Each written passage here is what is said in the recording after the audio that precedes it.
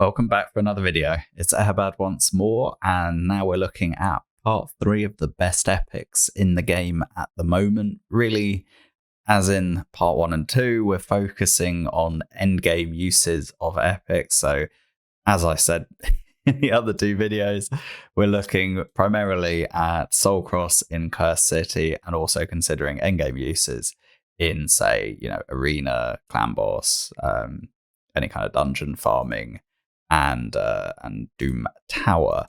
We've done already Talarians and Galen Pact, so now we're on to the Corrupted, and we'll kick off with Demon Spawn. Pretty good epic list overall in Demon Spawn, actually. Quite a healthy faction. Allure I definitely used in Soulcross, as I did with Akoth. I saw Vildrax being used. I haven't built mine yet, but I probably will.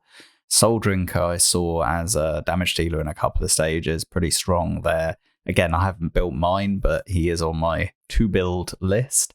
Nazana, she is pretty strong in Doom Tower secret rooms, as well as in Soulcross. I've used her on a couple of stages. Not really would I, at this stage of the game with the champions I have, would I build her now? Probably not, but mine is already built. So it does depend who you've got for comparable kind of stages, but pretty good overall. I've seen people use Infernal Baroness as a damage dealer. So another option kind of with similar stages, I think, where people are using Soul Drinker. Tanix, usable in a number of areas, but not. I've never really bothered building. I think there's better champions. Achak, really good champion, and is used in a couple of Cintranos stages. Tarshon, I haven't really seen him used, to be honest, in Soulcross. Decent champion, but doesn't get a lot of usage. Gorlos definitely is usable and probably is worth building. He does fill a number of roles.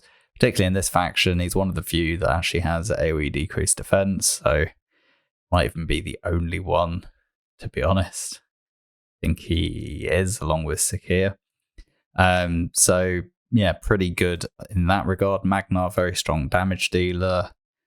Dura, decent support. Padma gets used against Amius. That whole 100% chance to place decrease attack if it's a crit is very strong, and actually pairs with Amius really nicely with this removing all buffs on the A3. So when Amius converts the decreased attack into increased attack, you can instantly remove it with Padma. Really, really strong.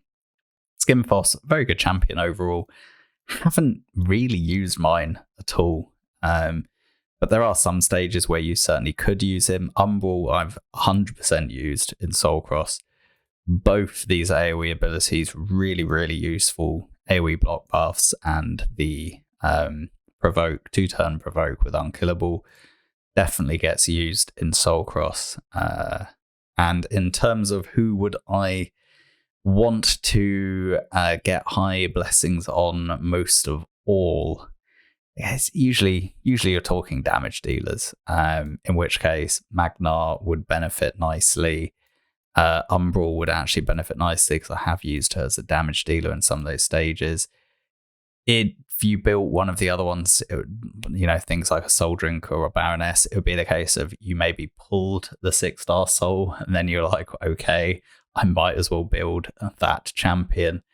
Allure is stat hungry and does benefit from it, but not like a huge amount. Akoth, I would like to get a higher blessing on, used in a very tough stage where you really do need a lot of damage. So that's kind of where my mind is. So let's see how we're looking if we jump over to the spreadsheet. Soul Drinker, there you go, used in more stages than any other Demon Spawn epic. Skimfoss, as we know, the Voids tend to get a little bit of an extra representation through the Awakened stages. Allure is usable in a number of stages and pretty good with the AoE decreased defense on, not really proper AoE decreased defense, but at least it's something. Tanix there also being represented, Achak, Padmer, Umbral. And if we have a look at the hardest stages, you do have that Soul Drinker, Nazana. So yeah, Soul Drinker as a damage dealer is pretty appealing because he is usable in some of those really, really tough rooms. Beyond that, as I mentioned, Infernal Baroness is also usable as another damage dealer. Tanix as a way of giving yourself some survivability and AoE decreased speed is pretty handy as well to keep that uptime on crowd control. Plus, it's another debuff, which is sometimes something you need. Umbral, as I did mention, it seems like Skimfoss is usable in the same stages, but because I'm using Umbral for control, I've never really needed to use Skimfoss in those stages.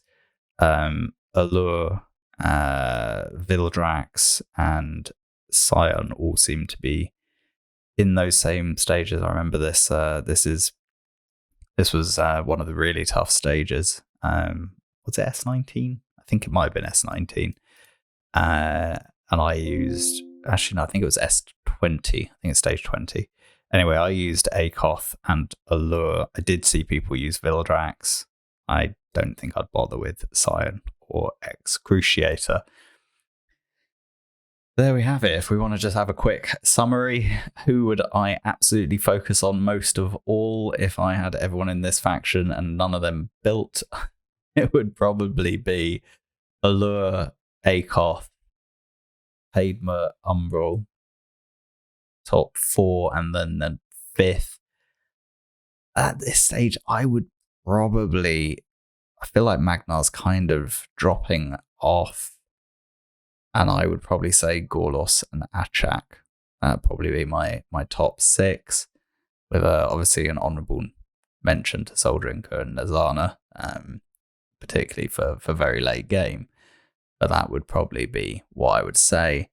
And we went through similar things with Blessings and Empowerment. I think that covers it. And that's Demon Spawn done. That was quite an intensive action to look at. If we go over to Undead Horde, Catacomb Counselor is usable on one of the Fire Knight Spider combo stages. Pretty good for that, but kind of a niche build.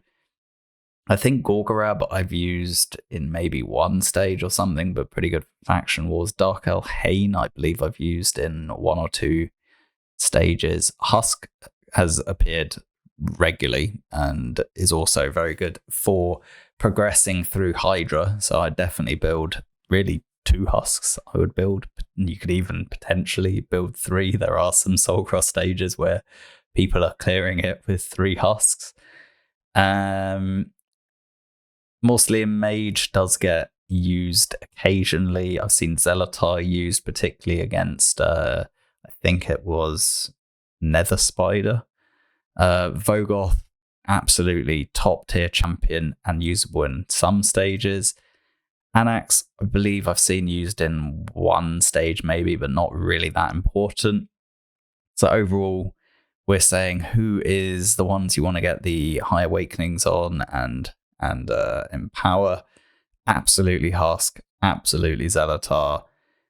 Realistically, probably Dark Elhane as well. Those I think are the 3 best, and then obviously the Gorgorab Seeker, just really strong champions in general. But I don't recall using them much in Sintranos. Let's jump over, go to Undead Hordes. We'll look at the overall representation first. And it seems like Ostrox actually gets a lot of representation. 18 stages. I don't actually have Ostrox, so we're going to go back into the game in a second and check him. Past that, Zelatar making a number of appearances. Defiled Sinner I have seen be used, but I haven't built mine. Catacomb is usable, but again, I think it's only really worth using in that 1 stage. Gorgorab, Dark Elhane, Mausoleum Mage, all very strong. Husk, as we mentioned, and Vogoth. And if we focus just on the hardest stages, there is Husk with 4 times to be used, where you've got basically, you can see it's roughly the same the same filtration there. So Karam, Husk, Hexia, and Defiled Sinner all usable in those instances.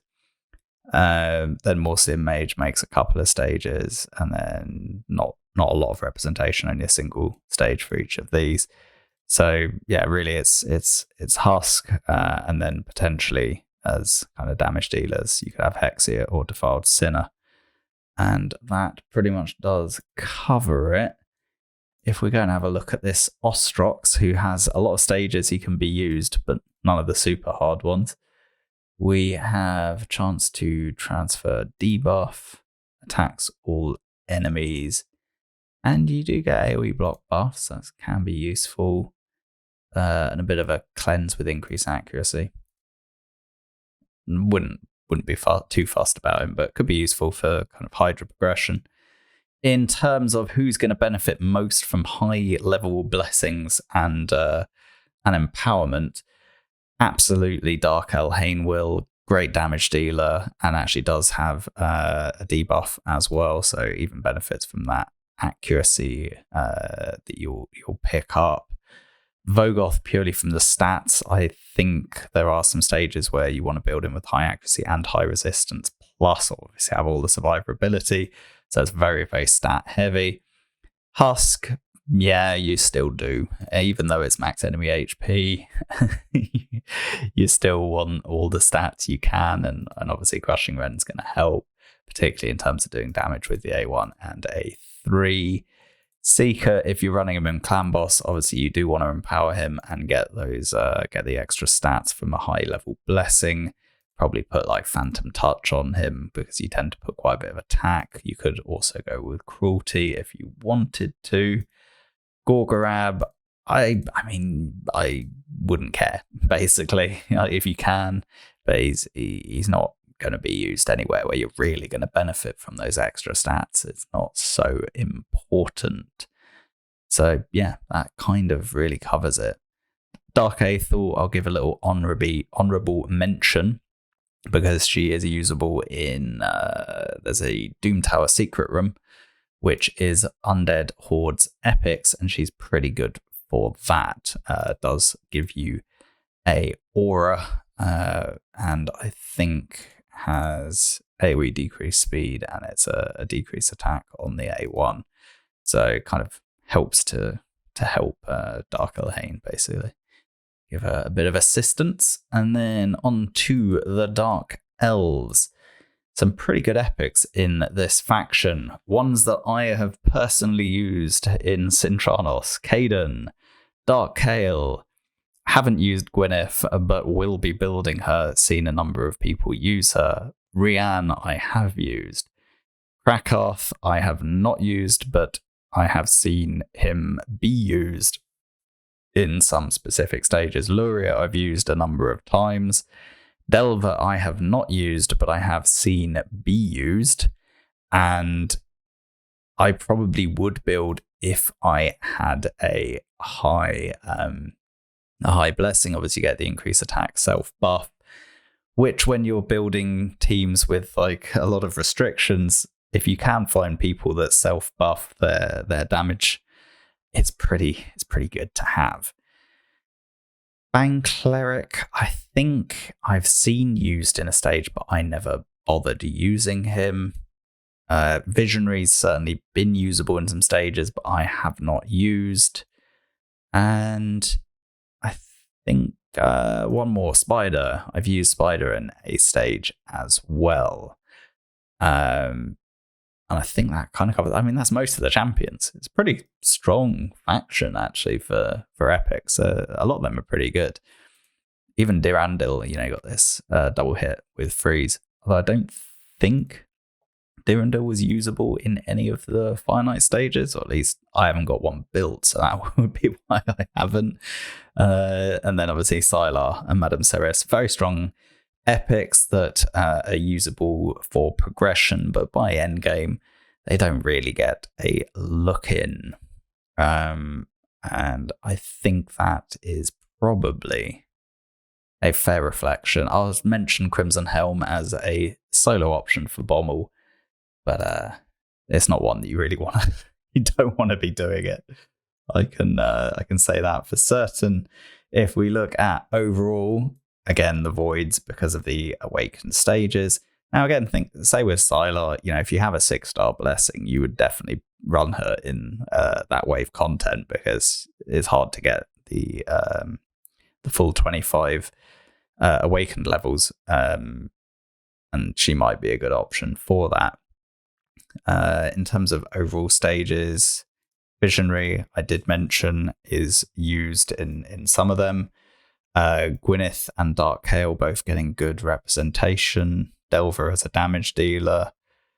Rianne, both as a reviver and buff stripper. Pretty useful in that regard. Spider, Caden. Durandal doesn't get that many. And then Krakath only at 6 stages. Which is not too many. Let's have a quick look at the Fire Knight stages. Do we have the Durandal usable in any of them? We do have one on rotation 3. I didn't use him, but he might be an option for that. And if we look at the extremely difficult stages, Gwyneth and Dark Kael. And because Gwyneth has these AoEs, plus brings a lot of utility, I think absolutely worth building. As we've been seeing going through all of this, if you have someone who can do 4 stages of the really hard ones, that's actually quite a high. That's quite high coverage. Caden there coming with 2 as well. So those are probably the 2 best picks. And then obviously we know Dark Kael's strong in general, and you might choose to use in those same tricky stages. I generally haven't been a huge fan of Dark Kael for wave content though, myself. In terms of empowerment and blessings, who's going to benefit most? Anyone who's a damage dealer, basically. So Luria, Delver, absolutely would. Gwyneth, because she's used in a lot of places, and maybe Caden, because you kind of want to have very high survivability, but you also want to run this debuff, so you want accuracy as well, and you probably want resist on him. So purely from a stat hungry champion, I would say Caden, maybe similar for Rianne in that regard, but I wouldn't actually put any of them on a wish list. I think you've got other epics that are more important in other factions for that. On to Knight Revenant, and if we look at the epics, I've used Miscreated, and he's just so strong. On the stages, he is usable. You've got the AoE stun, only 50%, but still, it's better than nothing. Ally protection, continuous heal on himself, and chance to stun on the A1. Plus, when you have ally protection up on a team, you have a chance to get fear. So that whole stun into fear possibility is really good. I don't have a spare Aishma, but I have seen people use her in a number of stages, or at least she does get the option to be picked. I'm not sure how much I would really care about using her either. This could be quite useful, decrease the duration of their buffs and increase the duration of debuffs on the target. Like, that's quite useful if it was AoE. So yeah, Miscreated, absolutely solid. Sinacia, usable in a number of stages, really good. Doom Priest is usable in a number of stages, and between the passive with the heal and cleanse, actually really strong at it. Also does bring you increased attack, which again is sometimes in short supply. Sepulchre Sentinel, that increased defense, actually really good. I think there was one time where I wanted the block debuffs as well, so I've definitely used her. I've definitely used Rector. Thylesia I've used a number of times as well, and that's kind of it. Whisper, very usable in any kind of boss killing capacity. I haven't used or felt like I really missed her in Sintranos. I have never actually finished building mine. I think I did 6-star her. I don't think I've finished with masteries, and I've never been lucky enough to get a high awakening. I think Golden Reaper popped up a few times, but nothing too significant. So we're really saying it's Miscreated, Tenacia, Doom Priest, Sepulchre, Rector, Thylesia, and let's say Whisper are the ones that I would focus on building. Who's going to benefit most from high souls? Anyone who's going to do good damage. So that's going to be Tenacia, Thylesia, and Whisper. I'd say those are the ones you want to focus on. In terms of empowerment, the same ones. And to a certain extent, Miscreated because of the demand for high stats, as you want them to be very survivable, tanky, do good damage, have accuracy. So there's a lot to build. And if we jump over to the spreadsheet and we click on Night Revenant, and we look at the extremely tough stages first, there are actually 4 stages where any of these champions are usable. And I would say maybe people are using Aishma there as a damage dealer. Probably the best one of those 4. I think Necro Hunter and Pitless One are not a kind of more single target, but we can have a quick check after. There's Doom Priest, Sepulchre, and Rector.